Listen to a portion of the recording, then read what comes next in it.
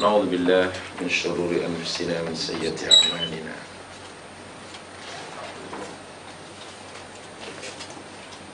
من يهد الله فلا مضل له ومن يضلل فلا هادي له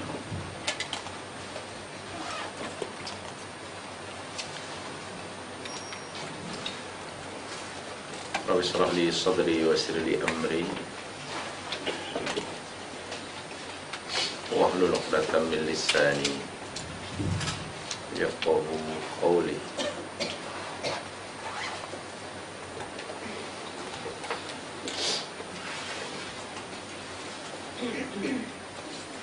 Kita akan teruskan di pengajian kita Talbisul Iblis.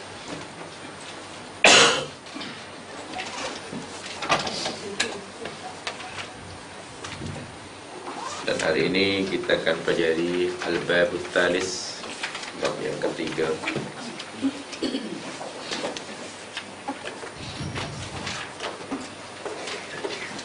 Setelah yang bab pertama kita diingatkan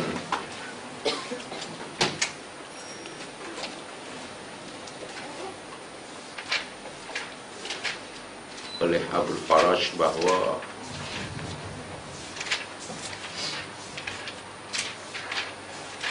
sewajibnya setiap umat Islam berpegang kepada as-sunnah dan al-jamaah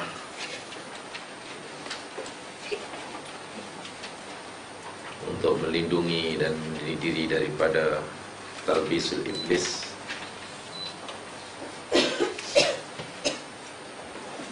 Dalam bab kedua kita diperingatkan supaya berhati-hati dengan perbuatan bid'ah.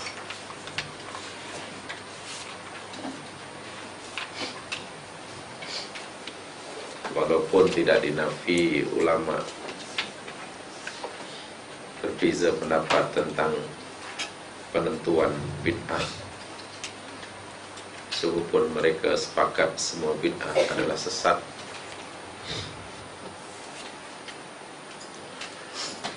Maka dalam bab yang ketiga ini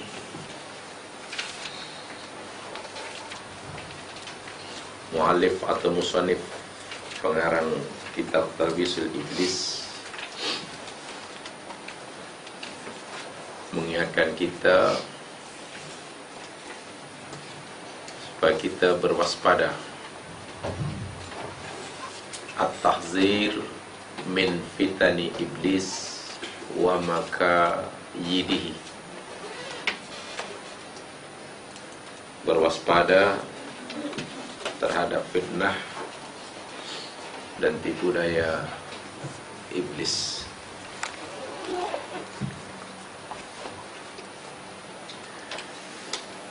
Sebagai pembukaan dan pengenalan,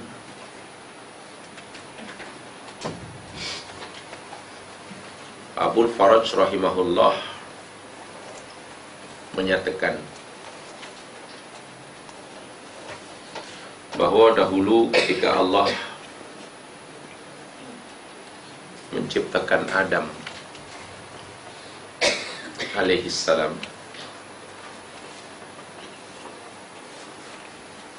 lalu dibekalkan kepada Adam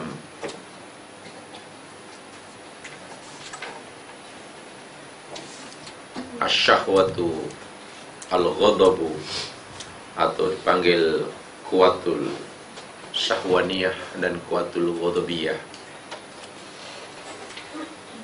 serta kuatul aqliyah. Begitu kalau menggunakan istilah Ibnu Taimiyah.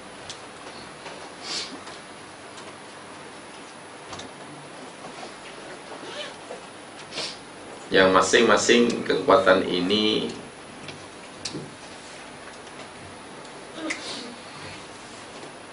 mempunyai peranan dan fungsi yang tersendiri, berbeza dengan fungsi kekuatan yang lain. Kemudian Allah ciptakan iblis, syaitan, yang tugasannya untuk memperdayakan manusia supaya Adam khasnya dan anak cucu secara amnya tidak lagi mampu menggunakan 3 kekuatan yang Allah berikan tersebut dengan sempurna. Maksudnya ialah secara mudah demikian. Soal ini agak susah sedikit untuk menyampaikan, sebab Imam Ibnu Taimiyah sendiri dalam kitab tafsirnya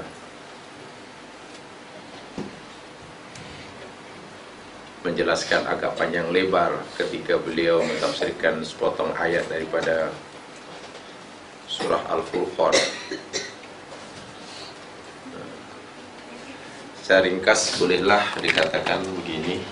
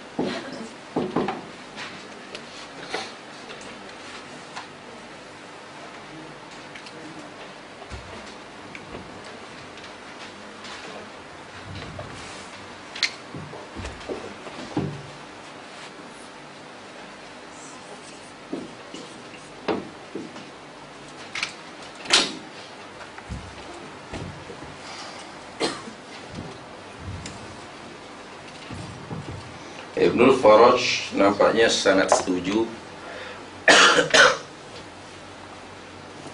dengan apa yang dikatakan oleh Imam Ibnu Taimiyah dalam At-Tafsirul Kabir ketika menguraikan sepotong ayat daripada surah Al-Furqan, walladzina la yad'una ma'allahi ilahan akhar ولا يقتلون النفس التي حرم الله إلا بالحق ولا يزنون. Hanya kata Imam Ibnu Taimiyah bahawa ketika Allah menciptakan Adam dan juga menciptakan anak cucunya, Allah telah bekalkan kepadanya 3 kekuatan dalam dirinya. 3 kekuatan itu, yang pertama disebut Al-Quwah Asy-Syahwaniyah, kekuatan nafsu, kekuatan keinginan,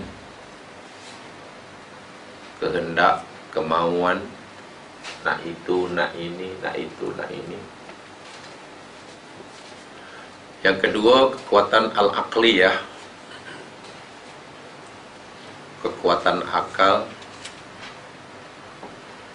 kekuatan daya intelektual, kemampuan berpikir, kemampuan memahami, kemampuan mengambil keputusan dengan tepat, cepat, cerdas, bijak, kemampuan yang dengannya seseorang boleh menimbang-nimbang mana baik, mana buruk, mana untung, mana rugi, patut buat atau patut tidak buat. Dan yang ketiganya al-quwah al-ghadabiyah, yakni kekuatan marah yang berkaitan dengan emosi, marah, dan seterusnya dan seterusnya. Ketiga kekuatan, kata Imam Ibn Taymiyah ini, kemudian dijelaskan sedikit oleh Ibn Faraj dalam buku ini, bahwa al-quwah as-sahwaniyah yang Allah letakkan, yang Allah berikan kepada Adam dan pada setiap diri kita, satu di antara fungsinya ialah untuk jalabul manfa'ah, untuk mengambil dan mendapatkan sesuatu yang bermanfaat. Bukankah karena kita ada keinginan, kita ingin makan, kita ingin pakai baju, kita ingin punya itu, kita ingin hidup selesa. Kalau nak makan pun bukan semua makanan diambilnya. Kalau nak beli baju pun bukan semua baju dibelinya, tapi dipilihnya. Kenapa tiba-tiba kita memilih? Bukankah ambil saja apa yang ada? Ini kerana kekuatan syahwaniyah. Dengan kekuatan syahwaniyah, orang terdorong untuk mengambil yang memberi manfaat, memberi faedah, yang berguna baginya. Sementara yang satu namanya kekuatan ghadabiyah, yang ketiga adalah ghadabiyah, marah. Kekuatan marah itu pula fungsinya, kata Ibn Faraj, untuk daf'ul madarat, menolak kemadaratan, menolak bahaya, menolak sesuatu yang menyakitinya. Ada pencuri masuk, kita halang dia, kita lawan dia, kita usir dia, kita pukul dia. Itu bukan kekuatan syahwaniyah, itu kekuatan ghadabiyah. Kekuatan ghadabiyah. Dengan kekuatan ghadabiyah itulah kita mampu menolak sesuatu yang tidak mendatangkan manfaat bagi kita. Dengan kekuatan ghadabiyah itulah kita mampu meninggalkan apa yang ditegah. Sementara dengan al-quwah asyahwaniyah, kita mampu melakukan yang disuruh, kita mampu buat yang diperintah. Jadi seimbang. Dengan al-quwah asyahwaniyah, kita boleh buat yang diperintah, karena kita tahu setiap perintah bila kita lakukan, kita mendapat banyak manfaat daripadanya. Dan dengan al-quwah al-ghadabiyah, kita percaya meninggalkan apa yang dicegah, karena kita yakin setiap yang ditegah, bila kita langgar, kita akan tertimpa madarat, tertimpa kerusakan, kebinasaan, dan seterusnya. Maka al-quwah al-aqliyah, kekuatan akal, berfikir, menimbang, memutuskan, ini sebagai muaddib. Muaddib itu sebagai pendidik, sebagai hakimnya, sebagai murabbi. Jangan sampai al-quwah asyahwaniyah melampaui batas dalam mengambil, sehingga termasuk mengambil yang tak disuruhnya diambil. Dengan al-quwah al-aqliyah, supaya Adam Dan kita manusia, dengan al-quwah al-ghadabiyah, supaya kita tidak menolak semua. Hatta sesuatu yang sepatutnya kita ambil, kita tolak. Tidak boleh juga. Atau sesuatu yang sepatutnya kita tolak, kita ambil.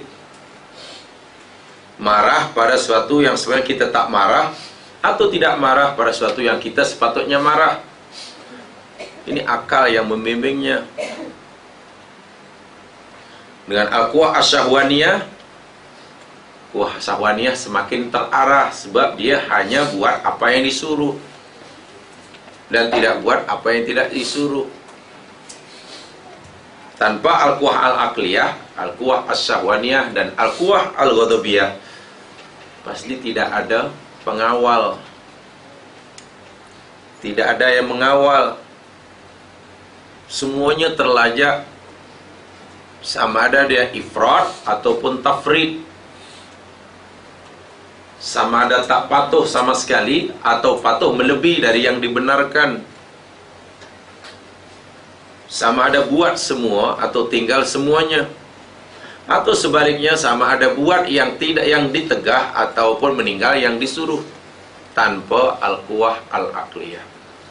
So al-quwah al-aqliyah adalah sebagai muaddib, murabbi,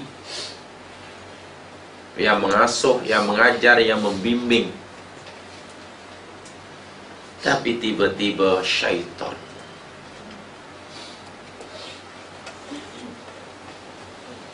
syaitan dicipta oleh Allah Subhanahu wa taala. Wa khuliqa syaitan mukhradan lahu 'ala al-israf fil ijtilabi wa ijtinabi. Syaitan pula dicipta tujuannya supaya manusia ini menggunakan al-quwah al-asyahwaniyah melebihi daripada yang sepatutnya. Karena kemauan ini tidak terhad, Allah ciptakan kemauan kita ini tidak terhad, maka syaitan pun memastikan manusia punya kemauan tidak terhad. Sedangkan akal yang dibimbing oleh agama menyuruh kita menghadkan keinginan dan kemauan. Dan syaitan juga akan mempengaruhi al-quwah al-ghadabiyah, sehingga berlebih-lebihan dalam ijtinab, dalam meninggalkan sesuatu, dalam menolak sesuatu. Hatta sesuatu yang sepatutnya diambil pun ditolaknya. Nanti kita akan lebih jelas dalam bab-bab berikutnya. Umpamanya dalam bab yang ke-5 nanti. Ada ke-5, ke-8, lebih tepatnya ke-9 nanti ada. Yani babul az-zuhad wal ibad. Talbisul iblis kepada orang zuhud dan orang beribadah. Yang pada zaman Nabi sebagai contoh umpamanya. Ada seorang sahabat karena merasa tertinggal jauh di belakang Rasul sallallahu alaihi wasallam dari segi ibadah, sementara ia ingin terus bersama Nabi, bukan semasa di dunia tapi juga di akhirat kelak. Tapi mereka sedar ibadahnya terlalu jauh tertinggal di belakang. Lalu mereka berazam untuk melakukan solat tiap malam dan tidak mau tidur. Yang lain untuk berpuasa setiap hari dan tak mau berbuka. Yang lain nak solat tiap malam, nak puasa siang hari, dan bahkan tak nak kahwin. Ini sudah melampaui, ini sudah lebih daripada itu. Quwwatul aqliyah sudah tidak berfungsi. Dan itu kerja setan. Nampak baik nak puasa. Bukankah nak puasa itu sebenarnya yakni menepati al-quwah as-syahwaniyah? Puasa itu manfaat. Tapi bila hari-hari berpuasa, maka sudah ada talbisul iblis. Yang lain pamannya sehingga tak nak kahwin. Subhanallah. Ditolaknya. Hatta sesuatu yang semestinya diambil ditolaknya. Ada makanan yang elok tapi dia makan yang tak elok. Pernah begitu Abu Darda melakukannya, dan Nabi menegurnya. Ada pakaian yang cantik tapi pakai pakaian yang compang-camping, koyak rabak. Tak tahu apa alasannya, mungkin zuhud alasannya. Tapi Nabi tidak suka menolak sesuatu yang sepatutnya diambil. Sudah ada talbisul iblis. Jadi talbisul iblis dalam perkara ini akan mudah berlaku. Iblis berjaya terhadap makayid atau tipu muslihat ini bila seseorang gagal menggunakan al-quwah al-aqliyah, yang tentunya dipandu oleh wahyu Allah Subhanahu wa ta'ala. Jadi setiap saat kita ini, akal kita mesti membimbing kedua kekuatan yang ada di kanan dan di kiri kita. Ingat, Allah memberi kekuatan ini boleh mendatangkan manfaat dan juga boleh mendatangkan madarat. Jika kekuatan akal ini berfungsi dengan baik atas bimbingan wahyu dayah daripada Allah, maka al-quwah al-ghadabiyah atau al-quwah al-syahwaniyah dapat dipandu dan diarah kepada perkara-perkara yang selari dengan syarak. Ruang bagi iblis untuk melakukan kaidun, tipu muslihat, tipu daya, menjadi tidak ada. Ini yang mukadimah yang diberikan oleh Ibnu Faras dalam buku ini. Dalam buku itu sudah ada namanya. Sebab itu fal wajib alal aqil, maka sudah seyogyanya wajib bagi seorang yang berakal, wajib bagi orang yang berakal, ayakhudha hadrahu min hadal adu alladhi qad abana adawatahu min zamani Adam alaihi salatu wassalam. Wajib bagi orang yang berakal menggunakan al-quwah al-aqliyahnya, yakni mengambil berat, mengambil kewaspadaan terhadap musuh yang satu ini, karena ianya telah nyata permusuhannya kepada manusia bermula daripada zaman Adam alaihi salam lagi. Wa qad badala umru wa nafsa fi fasadi ahwali, wa qad badala umrahu wa nafsahu fi fasadi ahwali bani Adam. Dan musuh yang seekor ini, yakni iblis, telah menghabiskan seluruh umurnya,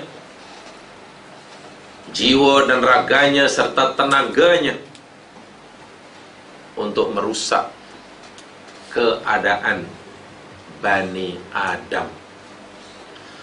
Sebab itulah Allah mengingatkan di dalam firman-Nya di dalam surah Al-Baqarah,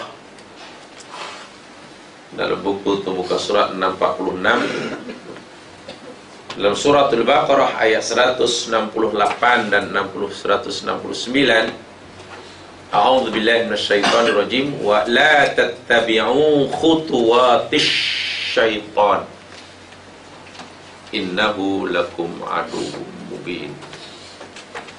Janganlah kamu, muka 46, janganlah kamu mengikuti langkah-langkah syaitan. Anda lain perkataan khutuwat, langkah-langkah, maknanya bukan satu, banyak langkah-langkah setan. Allah tak kata jangan kamu ikut langkah setan, langkah-langkah, khutuwat, bermakna jenis dan macam tipu daya iblis bukannya satu, bermacam-macam, beraneka ragam. innahu lakum aduwwum mubin, sesungguhnya dia iblis itu bagi kamu musuh yang nyata.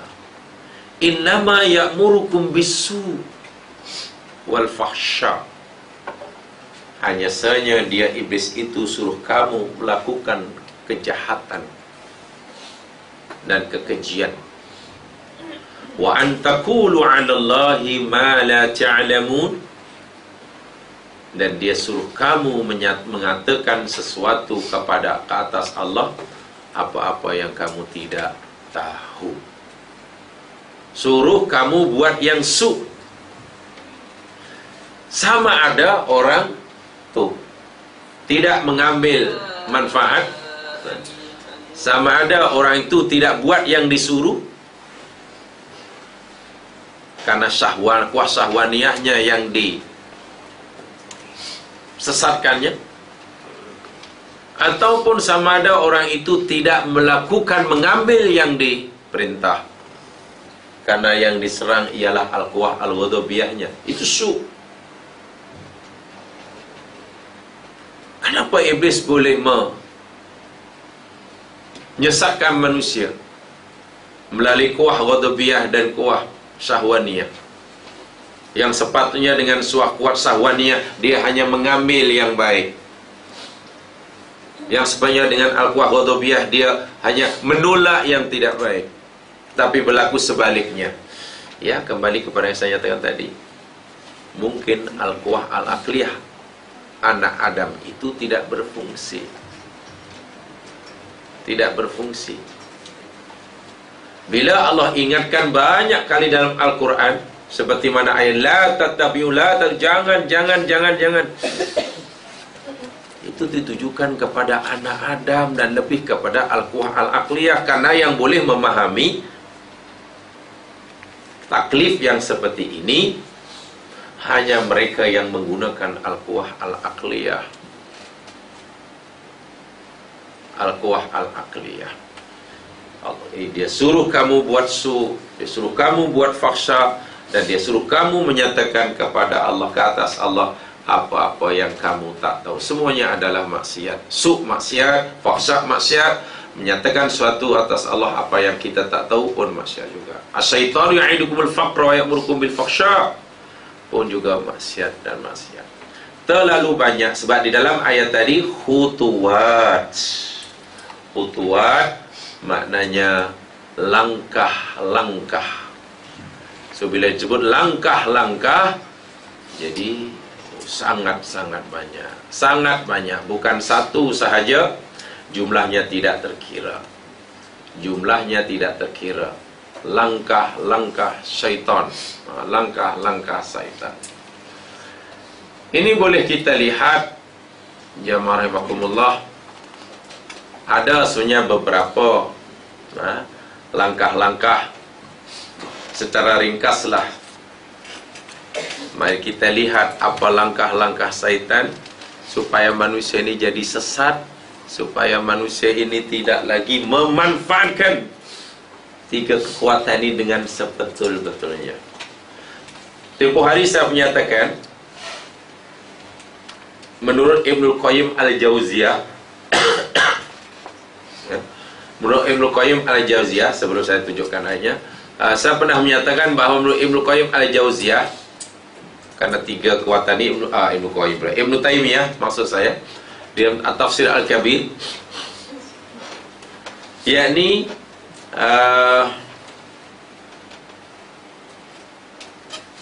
apabila seseorang itu gagal menggunakan ketiga kekuatan ini, pasti akan melakukan dosa yang amat besar, sebesar-besar dosa. Dan bila seseorang itu dapat memanfaatkan ketiga kekuatan ini, akan melakukan amalan yang terbaik daripada amalan-amalan yang lain. Bila berjaya menggunakannya, seorang akan dapat melakukan amalan yang terbaik. Bila gagal memanfaatkannya, manusia akan melakukan perbuatan yang paling keji. Untuk sementara selalu, mari kita lihat semula apa yang saya sebutkan sebentar tadi, firman Allah dalam surah Al-Furqan ayat 68.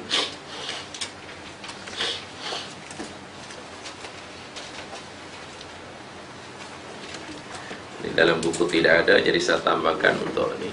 Kenapa begitu penting sekali tiga kekuatan ini? Bukan tidak ada asas pemahaman ini dari segi Al-Quran, ada dalilnya, hanya kita tak nampak. Orang seperti mana Imam Ibn Taymiyah nampaklah, kita tak nampak. Surah Al-Furqan, surah 25 ayat yang ke-68, Allah Subhanahu wa taala berfirman, a'udzubillahi minasyaitonir rajim, walladzina la yad'una ma'allahi ilahan akhar. Itu dosa pertama. Dan orang-orang yang tidak menyeru bersama Allah Tuhan yang lain, maksudnya tidak syirik lah tu. Yang kedua, wala yaqtuluna nafsal lati haramallahu illa bil haqq. Mereka tidak membunuh seorang yang Allah haramkan kecuali dengan kebenaran. Yang kedua, yakni tidak membunuh. Yang ketiga, wala yaznun, dan mereka tidak berzina. Wa may yaf'al dzalika yalqa athama.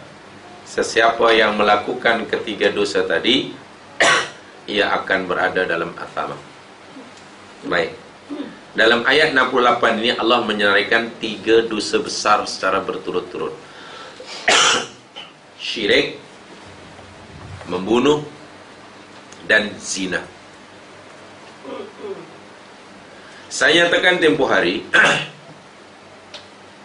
mungkin kita boleh bertanya demikian, kenapa Allah hanya menyenaraikan tiga dosa besar sahaja dalam ayat ini, sedangkan dosa besar bukan hanya tiga.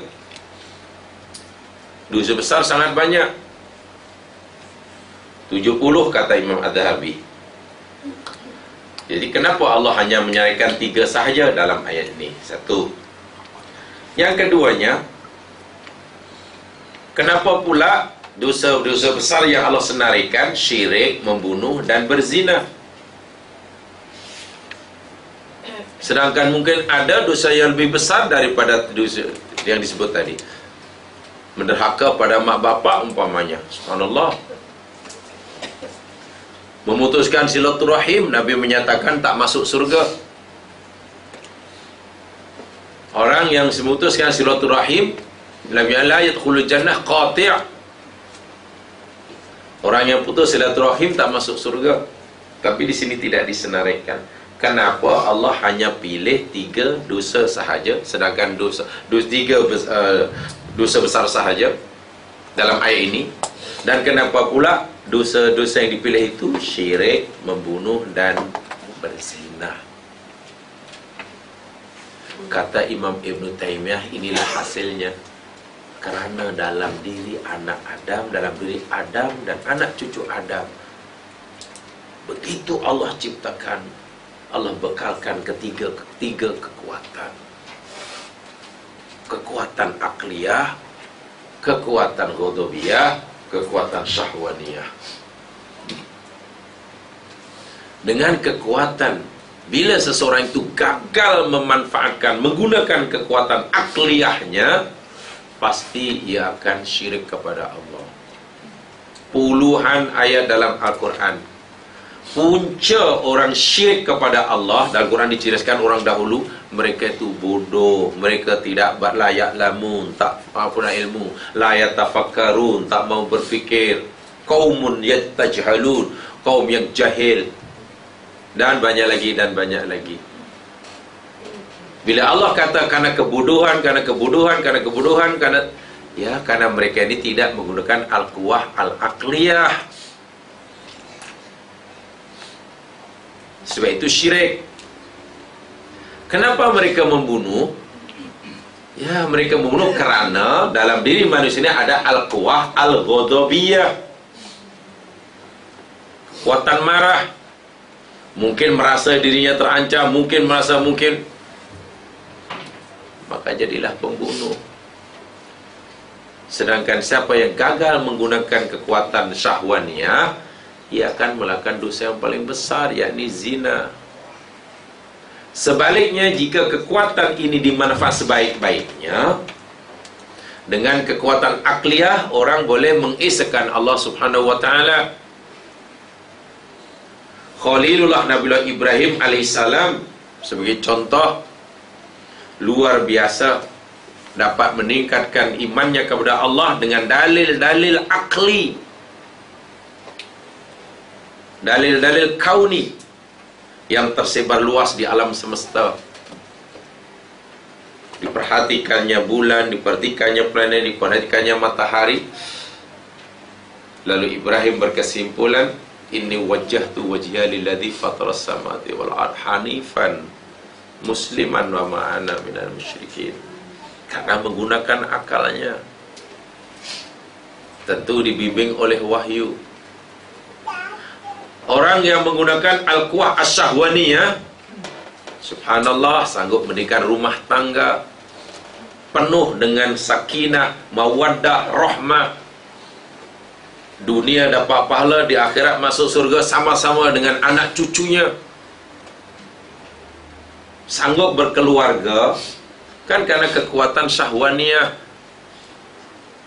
Berpenat-penat siang, malam, pagi, petang untuk membahagiakan pasangannya. Dunia surga, akhirat surga. Syaratnya tidak disalahgunakan. Bila kekuatan syahwaniyah disalahgunakan, itu yang jadi berzina, atau mungkin muqaddimah zina, atau yang sebangsa dengannya. Sudah ada talbisul iblis. Yang gagal, yang berjaya menggunakan al-quwah al-ghadabiyah, menjadi pejuang-pejuang di medan perang. Tidak mungkinlah orang yang mati syahid ketika menentang orang kafir tanpa ada perasaan marah kepada musuh Allah. Kalau mereka ini tidak ada perasaan marah, ya saya fikir tidak ada yang menjadi pejuang-pejuang. Kita tidak akan punya Khalid bin Walid kalau manusia tidak punya al-quwah al-ghadabiyah. Ya, mungkin kita akan kata, ya biola, mereka hina Islam, sedang Islam biola, dia masuk neraka, asal kita jangan, sudahlah. Habis mereka tu sekarang sudah nak robohkan masjid, ya biola, dia yang dosa lah, asal you tak ikut, sudahlah.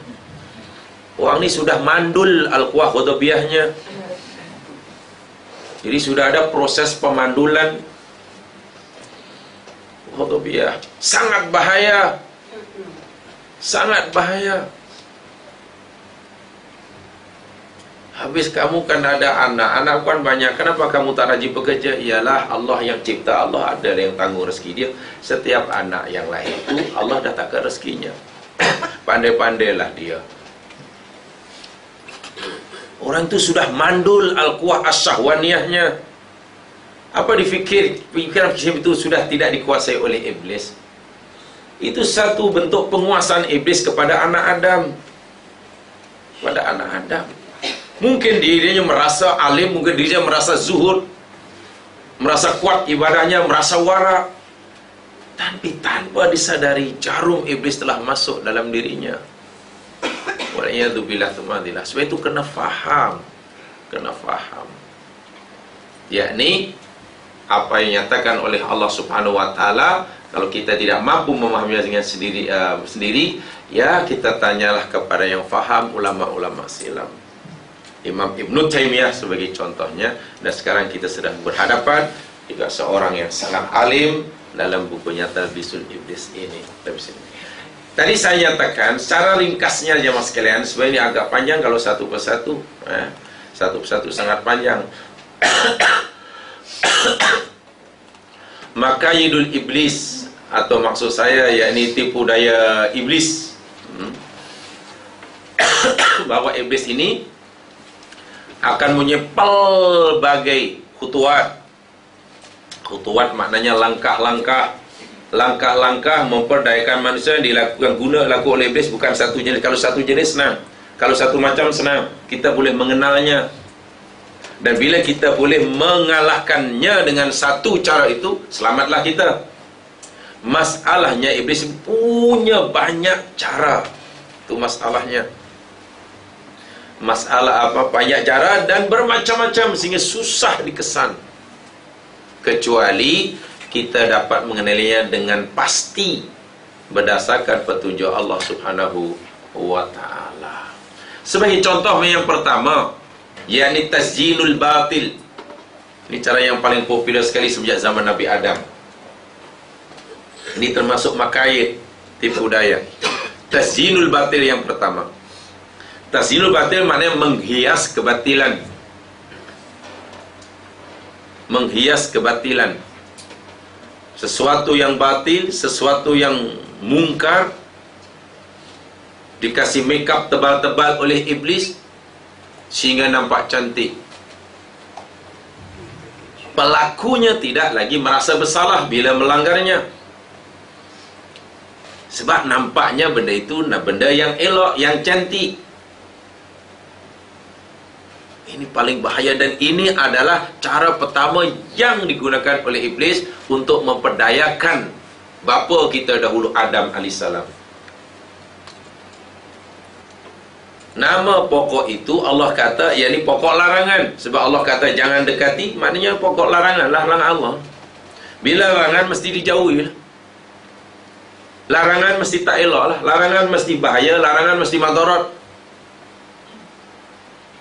Tetapi iblis bagi nama larangan Allah itu dengan syajaratul khuldi.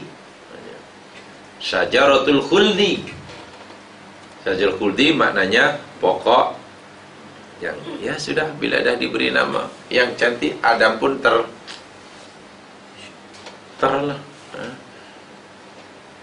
Baik, dari yang pertama ini, jadi tasjid ini saya tunjukkan ayatnya saja karena saya tidak mentafsirkan ayat demi ayat. Ya.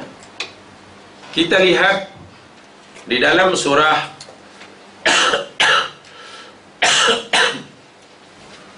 Al-Hijr ayat 39 dan 40. Al-Hijr ini dalil tentang apa namanya tasjinul batil inilah.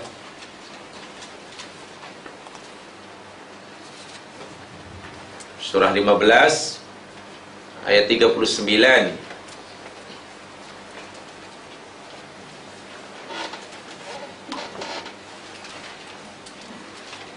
A'udzubillahi minasyaitonir rajim. Ini makayid ya, ini langkah-langkah, ini tipu cara, tipu daya. Kenalah kita akan perkara ini. Bila tidak mengenalinya, sangat-sangat mudah kita diberikan.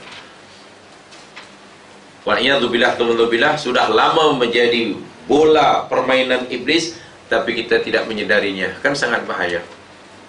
Wahai kita sudah diibaratkan macam bola ditendang ke sana kemari oleh iblis. Ini sangat bahaya, sangat bahaya. Bahkan kalau istilah Imam Ghazali dipanggil maghrur. Maghrur itu maknanya terperdaya. Dia tertipu tapi tak merasa kena tipu. Bukan bahaya kan? Kalau orang kena tertipu dan dia tahu yang dia ditipu, alhamdulillah. Alhamdulillah, syukurlah. Syukur bukan karena kena tipu, syukur karena sedar yang dia kena tipu. Jangan kena tipu tapi tak perasan yang dia kena tipu. Oh, itu. Lalu syok dalam apa? Ketertipuannya. Sehingga syok dalam ketertipuannya. Wa'iyadzubillah. Qala rabbi bima aghwaytani la uzayyinanna lahum fil ard wa la ughwiyannahum ajma'in. Allahu Akbar. Qala, berkata iblis, Rabbi, wahai Tuhanku, bima aghwaytani, dengan sebab engkau telah menghukum atau menyesatkan aku, la uzayyinanna lahum fil ard, sungguh pasti aku ya Allah akan hias. Zayyana yuzanu, aku akan hias, aku akan nampakkan cantik, aku akan nampakkan elok, lahum, bagi mereka manusia, fil ardi, di bumi. Selepas aku tasjin, kalau perkara larangan, maksiat, aku dah make up dia, senanglah bagi aku, kata iblis, la uwiyannahum ajmain, aku akan sungguh pasti aku akan sesatkan mereka semuanya. Waliyadzubillah. Iblis tidak mampu nak ihwa. Ihwa itu maknanya menyesatkan. Iblis tidak mampu nak ihwa begitu sahaja akan manusia sebelum terlebih dahulu melakukan uzayyinanna lahum, tasyin. Sangat-sangat bahaya. Sangat-sangat bahaya. Melakukan amalan yang dilarang oleh agama, dosa di sisi syarak, tetapi tidak merasakan ianya satu kesalahan karena dosa dan maksiat tadi telah di make up oleh iblis. Jadi dia nampak make upnya bukan nampak yang di make up. Kalau make up dibuang, menakutkan. Kalau make up dah dibuang, sebenarnya dah macam Pontianak. Karena dikasih make up tebal-tebal. Jadi ini tazyin. Ini tazyin. Kan make up ini tujuannya apa ya? Siapa tidak tahulah. Tak kira make up iblis terhadap amalan atau make up kita. Make up ni tujuannya sebenarnya untuk menampakkan kecantikan atau untuk menutupi kekurangan sebenarnya. Entahlah.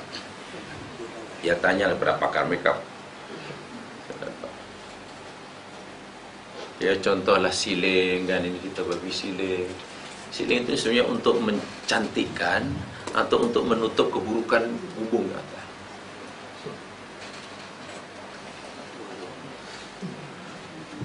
Lebih kepada yang mana ya? Supaya cantik ya? Supaya cantik. Jadi maknanya kalau betul-betul lah bangunan itu yang paling original, tak ada make up, buruk lah. Buruk. So hati-hati dengan make up. Kalau make up ni tak apa, ini memang kita terima pakai. Ini si make up iblis. Si make up iblis. So kena kenal. Itu ayat dia. Dan juga ayat yang lain dalam surah Az-Zukhruf ayat ke-27,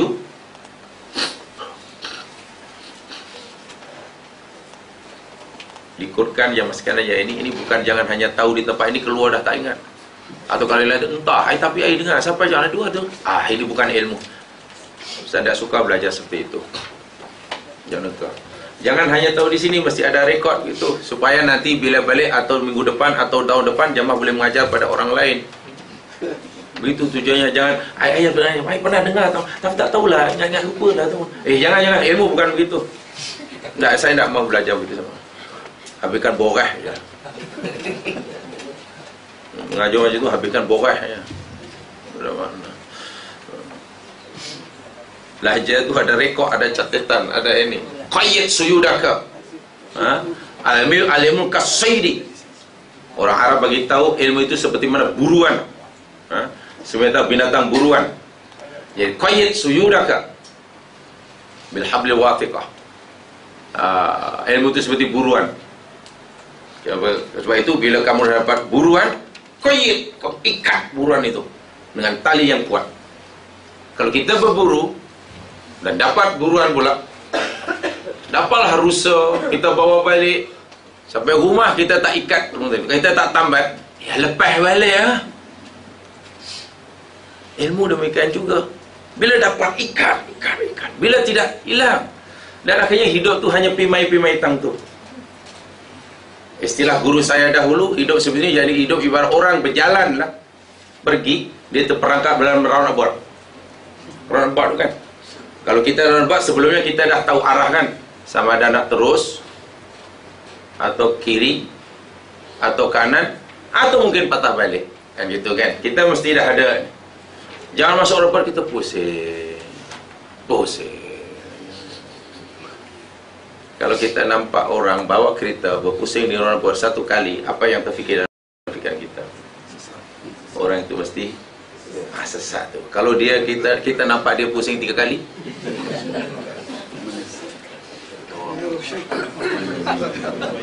kalau 3 kali, kalau dah setengah hari di situ, kalau kita balik minggu depan datang tu dia masih di situ, apa nak bagi gelar macam tu. Ilmu demikian juga. Jalan ke akhirat ni sehala. Jalan menuju akhirat sehala, tidak ada U-turn.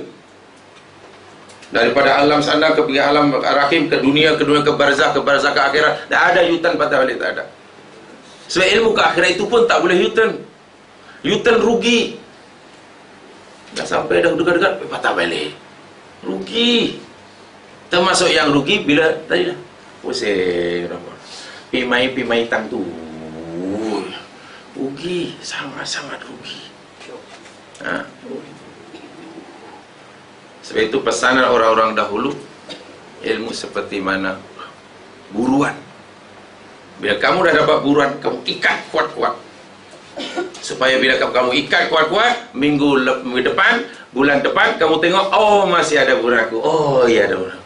Tapi bila dah dapat, kita tak ikat, lepas. Percayalah, lepas, pasti lepas. Dan akhirnya kita pimai-pimitan tu, boleh tak kita ulang yang dulu? Ulang lagi, ulang. Itu dipanggil roundabout. Sedangkan masa makin suntuk, perjalanan masih jauh. Itu ruginya. Nah, itu ruginya. Dalam surah Az-Zukhruf ayat 27, Allah Subhanahu wa taala berfirman,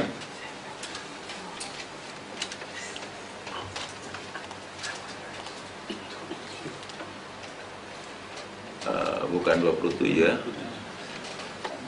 Mana dia? Oh, bukan, ini dalil yang lain ini ya. Ini dalil yang lain. Bukan surah, bukan Zuhruf ayat 27. Itu dalil yang lain. Tak jadi dong. Bukan untuk tasjid, itu untuk dalil yang lain. Jadi yang pertama, yakni tazyinul batil, iblis dengan cara menghias perkara-perkara yang batil, yang salah. Dan yang keduanya, maka secara ringkas saja, tasmiyatul umur bi ghairi ismiha. Tadi telah sebutkan sekali tadi. Menamakan sesuatu, menamakan maksiat dengan nama yang baik. Menamakan maksiat dengan nama yang baik. Tasmiyatul umur bi ghairi ismiha, maknanya menamakan maksiat dengan nama yang baik, sehingga orang terpedaya. Lihat umpamanya di dalam surah Al-A'raf ayat yang ke-20. Secara ringkas sahaja, ini contoh-contoh khutuwatis syaitan tu.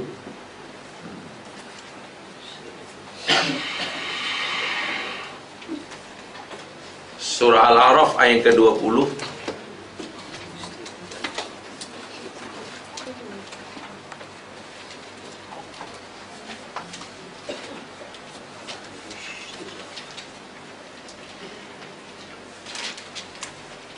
Ketika Allah melarang Adam dan pasangannya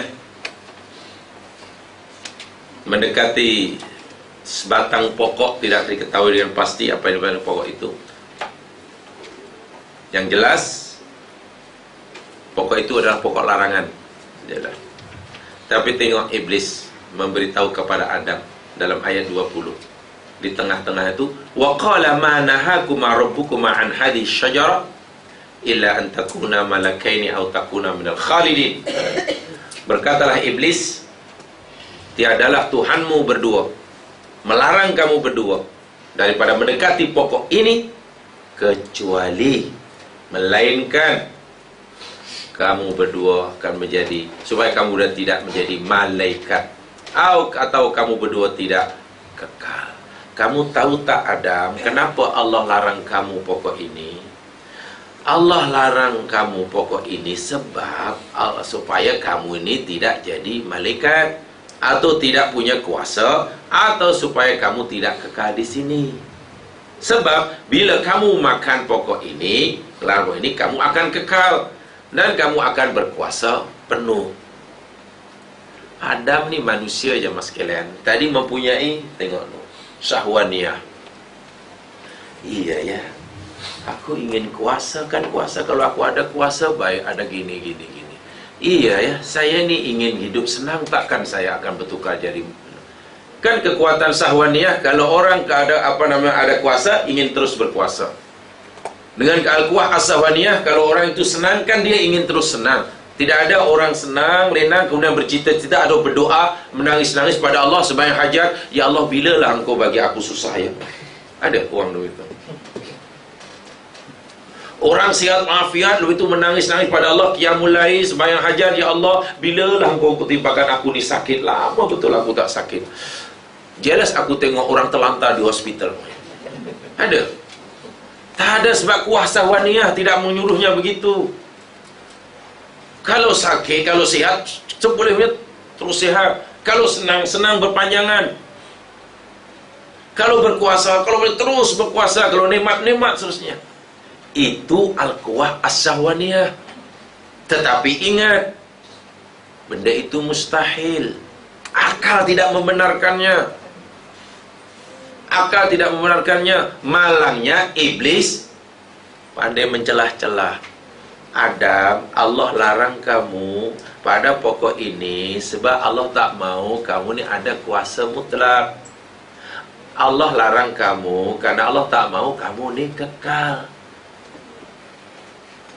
Supaya nanti kamu berubah jadi susah, Allah tak mau kamu ni senang terus, maka Allah larang. Tengok, dipusing oleh iblis. Dipusing. Ketika itu Adam sudah lagi gagal memanfaatkan al-quwah al-aqliyah sebagai muadibnya. Karena Adam al-quwah syahwaniyahnya, kalau senang, sedang senang sebelumnya sepanjang masa senang. Kalau sihat sepanjang masa sihat. Kalau ada kuasa sepanjang masa tak nak hilang kuasa. Kan begitu kan kuasa. Tapi ingat, benda ini mustahil. Iblis pandai mencelah-celah tengah-tengahnya. Ini panggil yang cara yang kedua tadi, menamakan sesuatu dengan nama yang lain, nama yang menggiurkan. Sebab itu tadi ingatkan, selagi orang itu menggunakan akalnya yang waras atas bimbingan wahyu, talbisul iblis tadi menjadi lemah, maka idul iblis menjadi melemah. Surah Toha ayat 120. Lihat lagi satu. Surah Toha 120.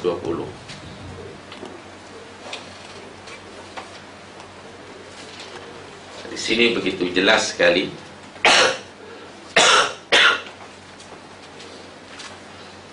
A'udzu billahi minasyaitonir rajim. Fawaswasa ilaihi syaitan qala ya Adam hal adulluka ala syajaratil khuldi wa mulkin la yabla. Lalu syaitan telah menimbulkan wiswasah kepada Adam. Nah ini wiswasah kepada Adam, sebab dia tahu nampaknya al-quwah al-aqliyah Adam tak mampu hendak memberi bimbingan yang baik kepada al-quwah as-syahwaniyahnya. Itu dalam bahasa halusnya lah. Lalu iblis pun menimbulkan wiswasah.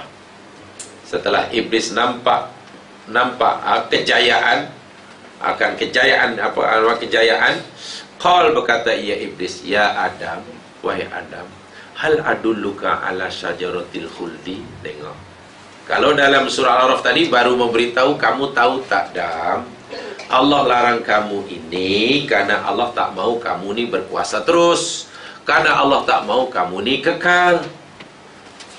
Sekarang iblis dah nampak Adam sudah mulai terpengaruh. Karena iblis sudah mulai nampak Adam ni termakan dengan bujukannya, iblis lebih berani lagi menyatakan, mau tak aku tunjukkan kepada kamu?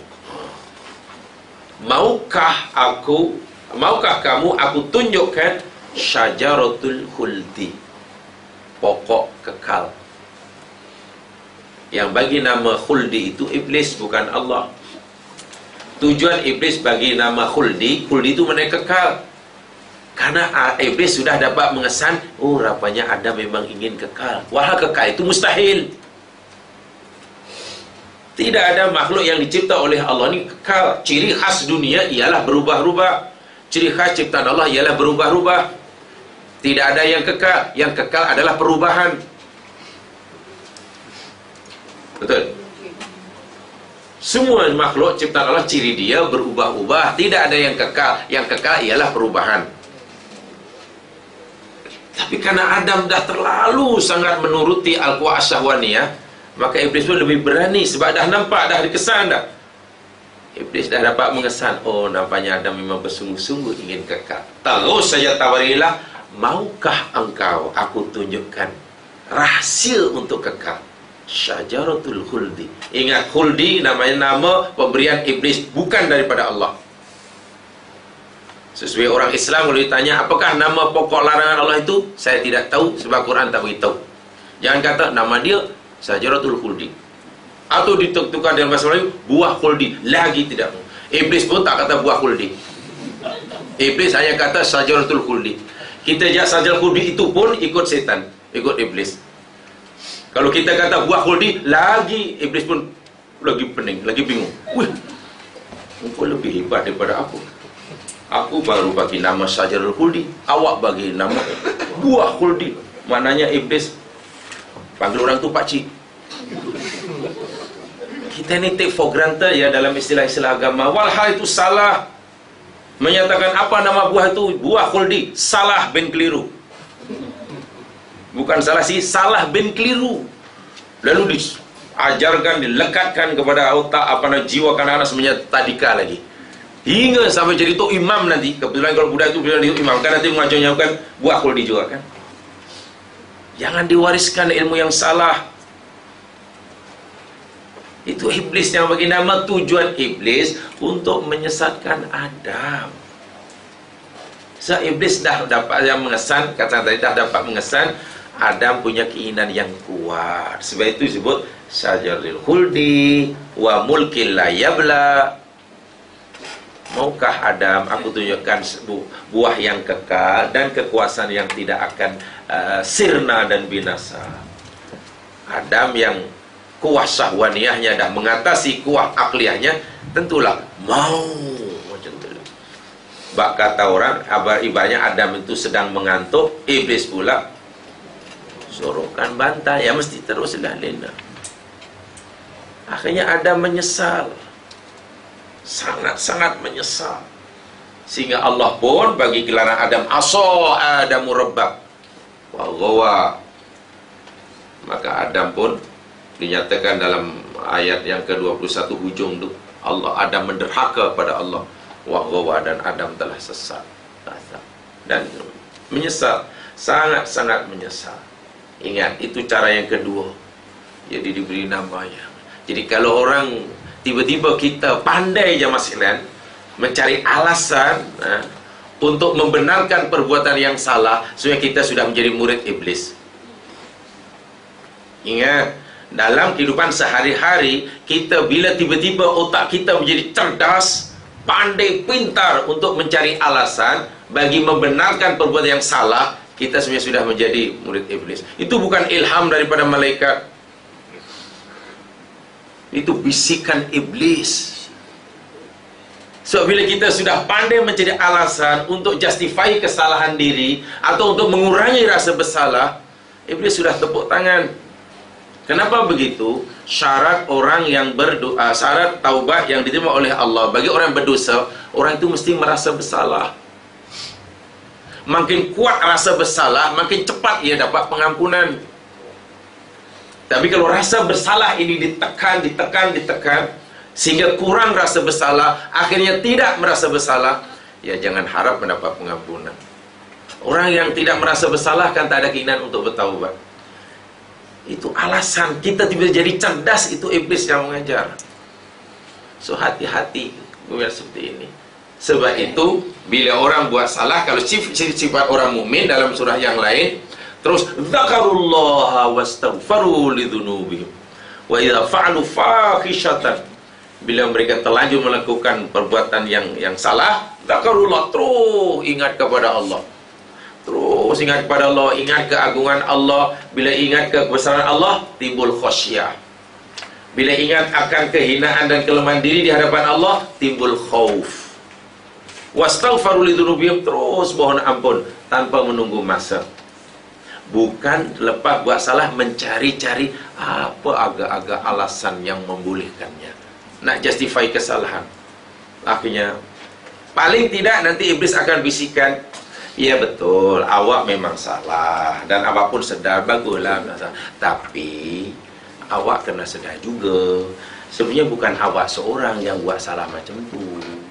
Di luar sana ramai orang buat salah macam awak. Diri kita pun tiba-tiba jadi nasib baik bukan saya seorang.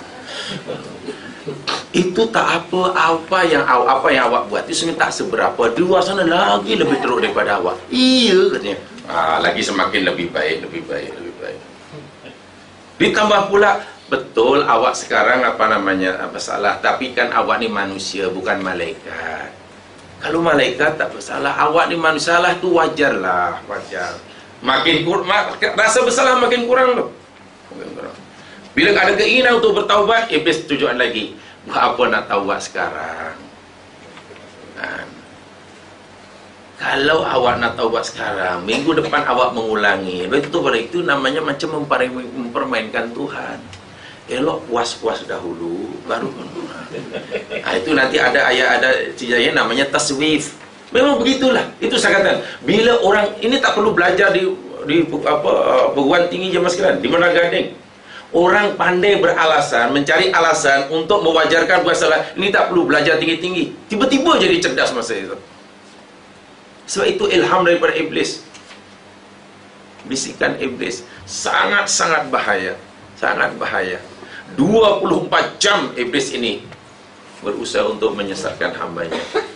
Hatta ketika orang sedang sembahyang pun, nanti dalam bab-bab yang berikutnya. Ketika orang sedang baca Quran, ketika sedang orang sembahyang, ketika ialah ada kata bila Allah baca dengar azan, iblis lari, setan lari, betul, tapi datang lagi. Ketika orang takbiratul ihram, iblis lari, betul, tapi datang lagi. Bahkan ketika dia sujud, dia datang lagi. Sangat pintar, sangat pandai, sangat bijak makaidnya. Yang berikutnya, yang ketiga jemaah sekalian, apa itu makaid ini sebagai contohlah, sebagai ringkasan, yang dipanggil al-wa'du wa tamniyah, yakni janji dan hangan-hangan, atau lebih tepatnya hangan-hangan lah. Lebih tepatnya hangan-hangan. Angan-angan itu kecil, kalau hangan-hangan yang besar. Jadi iblis bagi janji, setan bagi janji yang pelik-pelik, yang hakikatnya hanya angan-angan. Ibaratnya hanya mimpi lah. Hanya seorang mimpi, si majnun aja lah. Angan-angan majnun. Lihat firman Allah surah An-Nisa 120.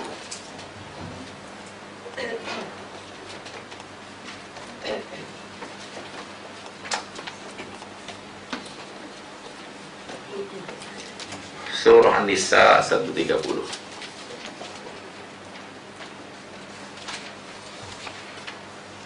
Dibaginya janji, kalau kamu buat ini nanti akan jadi macam ini, kalau jangan jadi barulah masa itu semua orang tahu, barulah. Tapi setelah dicapai apa yang diharapkan, tak dapat apa-apa pula. So hanya angan-angan kosong. Ya'iduhum, iblis menjanjikan kepada mereka anak cucu Adam. Wa yumannihim, dan iblis memberikan angan-angan. Yumanni ini angan-angan lah daripada perkataan muna.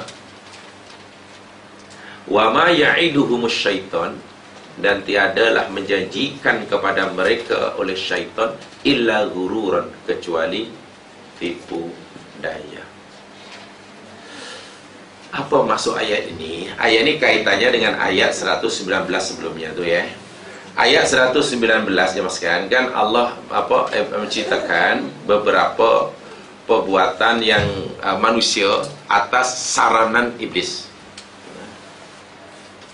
Ayat 119 itu contoh, sebagian contoh saja, sebagian perbuatan anak cucu Adam yang mengikut arahan, cadangan, saranan iblis, usulan iblis. Contohnya yakni di yang terakhir itu wala amurannahum falayughayyirunna khalqallah.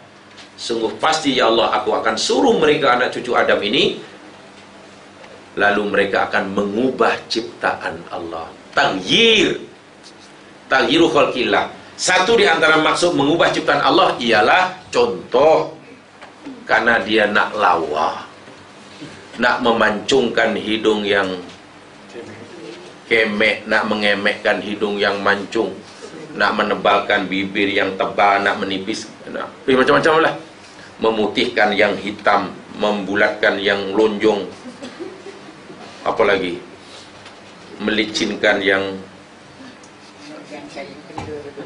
kendut lah, semua lah. Iblis bagi, betul, awak ni masih muda, peluang masih ada, tak masalah. Tapi masalah yang menghalang awak untuk kehadapan ini lah, muka awak ni perlu kena repair. Kalau perlu overhaul sekali, ya. Dan kalau pula eloklah tukar spare part sekali. Kalau buat dalam negeri masih segan sama jiran-jiran, buatlah di luar negeri. Kalau di luar negeri yang dekat di Thailand tu mungkin masih kedengaran suaranya, buat jauh sekali, buat senyap-senyap. Okay. Sebab nanti bila kamu dah jadi macam ni, jadi pasti masa depan kamu akan, penggemar kamu akan semakin ramai. Pecinta kamu nanti akan semakin histeria jumpa kamu. Kamu baling t-shirt basah kuyup pun mereka histeria. Ya, teruslah buatlah. Sikit-sikit, makin berani. Mula-mula hanya coba sikit-sikit. Sebab Iblis sudah bagi janji, sudah bagi umniah. Sebab sampai satu peringkat dia dah tak boleh repair lagi. Adakah betul-betul bahagia? Sayang sekali. Kalaulah jika sekiranya Jiko masih hidup, kita boleh confirmkan ke Jiko. Michael Jackson. Kalaulah dia masih hidup, boleh tanya Jiko. Kalau disuruh mengulangi kehidupan lah, agak-agak dia memilih yang asal, sehat walafiat, walaupun hitam, rambut keriting, ataupun yang sudah kena repair tetapi terpaksa kemana-mana, bertutup, ada matahari pun cair, meleleh. Ya, tidak akan ke mana. Memang begitulah tujuan Iblis. Bila sampai satu peringkat, dia hanya angan-angan. Di ujung, akhirnya ramai orang sesat buat itu, akhirnya menderita. Ada orang badan kamu ni tak sesuai, elok kamu turunkan. Akhirnya kena ingin sama, akhirnya tak nak makan. Minum pun sikit aja. Akhirnya sampai satu peringkat, memang tak boleh makan. Lagi nanya, melidih je dulu. Melidih, jalan pun melengkung. Apalah. Wa'iyadzubillah, subhanallah. Jangan diubah. Jangan mengubah ciptaan Tuhan. Kan? Ya, mula-mula yang sedikit-sikit lah, yang kecil-kecil mungkin makin berani, makin oh iyalah. Membesarkan yang kecil, mengecilkan yang besar. Kan itu saja. Kan? Menebalkan yang nipis, menipiskan yang tebal. Allahu Akbar walillahil hamd. Ya. Cucuk sana, cucuk sini. Haram deh ya. Itu haram, itu bisikan Iblis. Kan?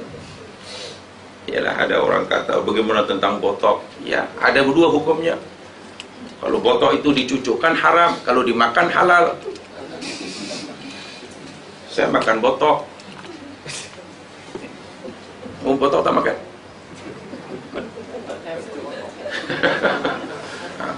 Kalau dimakan halal, kalau dicucukkan tak boleh.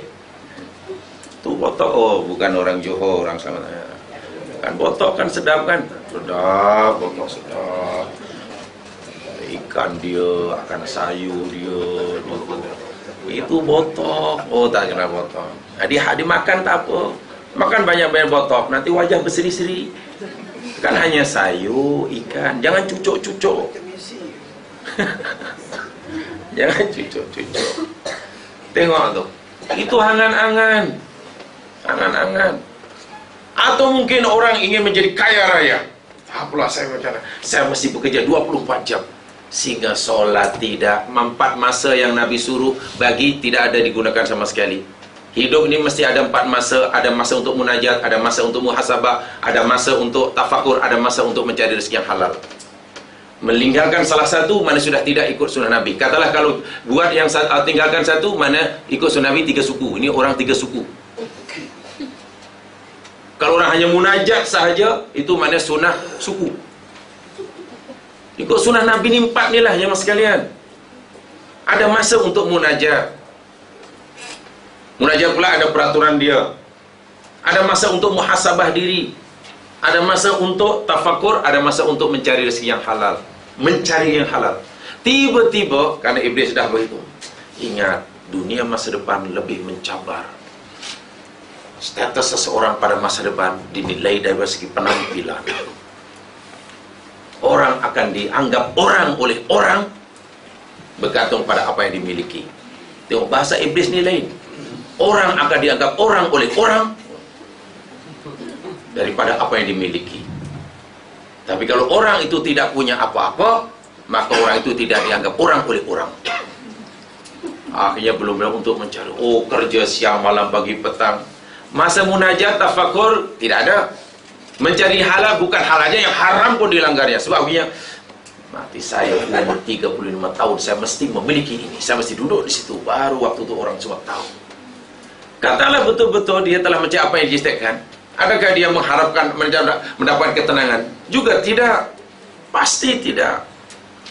Itu hanya angan-angan, mengejar bayang-bayang. Yang ada penyesalan. Itu iblis. Cukup pintar, cukup pandai, dan bergantung kepada kecenderungan seseorang. Kepada seseorang. Itu An-Nisa yang 120 tadi. Dan juga Al-Anfal ayat 48. Al-Anfal 48.